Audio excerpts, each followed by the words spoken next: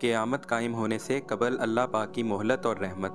बिस्मिल्लाहिर्रहमानिर्रहीम। अस्सलामु अलैकुम वरहमतुल्लाहि वबरकातुहू। मोहम्मद कासिम ने क़यामत के दिन से मुतल्लिक कई ख्वाब देखे कि जब क़यामत से पहले आखिरी दिन होता है, लेकिन अल्लाह हर बार अपनी रहमत से एक दिन बढ़ा देता है।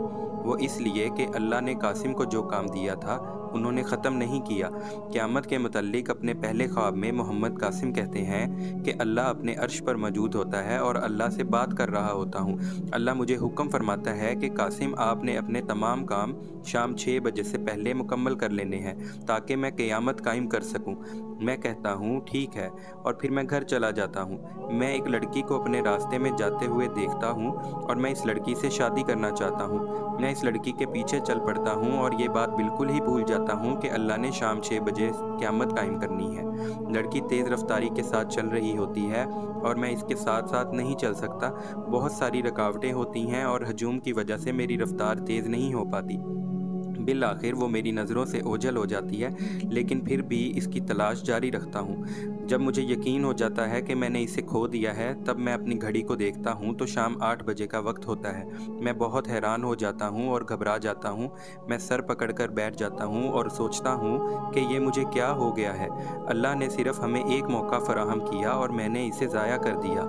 लेकिन फिर मैं हैरत ज़दा होता हूँ कि मैं शाम 6 बजे तक ज़िंदा कैसे हूँ। मैं इस जगह वापस चला जाता हूँ जहाँ से मैंने अल्लाह से बात की थी। मैं अल्लाह से खौफज़दा लहजे में ये सवाल करता हूँ कि ए अल्लाह, आपने अभी तक क़यामत कायम क्यों नहीं की। फिर अल्लाह निहायत नरमी और शाइस्तगी से जवाब देते हुए फरमाता है कि कासिम, आपने मुझे बताया ही नहीं कि आपने अपना काम मुकम्मल किया या नहीं, लिहाजा मैंने क़यामत कायम नहीं की। अल्लाह की रहमत को देखने के बाद मैं बहुत सुकून महसूस करता हूँ। मैं अल्लाह को बताता हूँ कि मैं एक लड़की को कैसे मिला और मैं इसका ताक़ुब करने में अपना सारा वक्त ज़ाया करता रहा, यहाँ तक कि मैं इसे हासिल भी ना कर सका। अल्लाह फरमाता है कि कोई मसला नहीं कासिम, आपकी वजह से मैंने क़यामत का वक्त बढ़ा दिया है। आप अब बहुत थक गए होंगे, आप घर चले जाएं और आराम करें। फिर किसी दिन का इंतखाब करेंगे और इसके मुताबिक इस पर काम करेंगे, और जब आप अपना काम ख़त्म कर लें तो मुझे बता दें ताकि मैं क़यामत कायम करूं।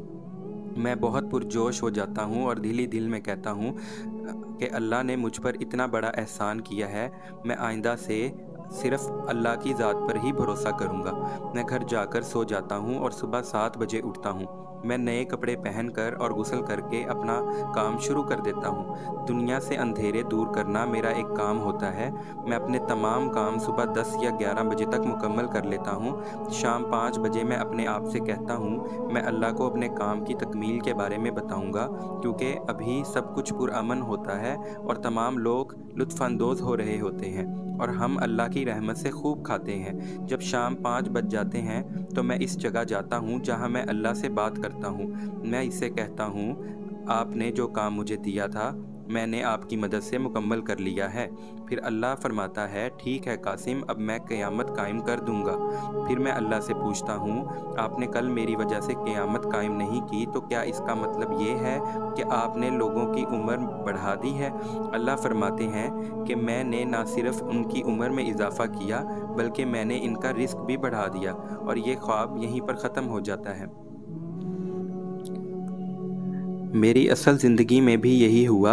अक्टूबर 2013 में मुझे एहसास हुआ कि मैंने अपनी ज़िंदगी ज़ाया कर दी और जान लिया कि मेरा वक्त गुज़र चुका और वापस नहीं आएगा। तब अल्लाह पाक ने 3 दिसंबर 2013 को मुझे एक ख्वाब में बताया कि कासिम, आपके लिए मेरे कुछ ख़ास मंसूबे हैं, अभी आप कुछ आराम करें और इसके बाद मैं आपको बताऊंगा कि आगे आपको क्या करना है।